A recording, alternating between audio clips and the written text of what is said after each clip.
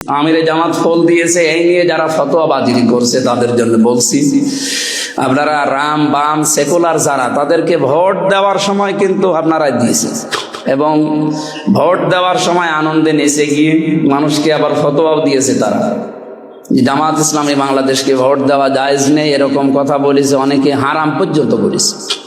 কিন্তু তারা যদি এখন এই ফলের মতো বিষয়টা নিয়ে আমার মনে হয় সামনে যা জল ঘোলা করতে চায় ওদেরকে দিয়ে তারা একটা জুলুম করছে জামাত ইসলামের উপরে।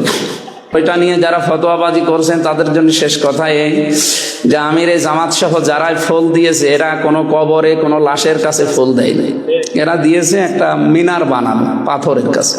তো এটা কিছু কিয়াস আছে, এই যে আমরা শয়তানকে যে পাথর মারি ওখানে কি শয়তান আছে? কি আছে?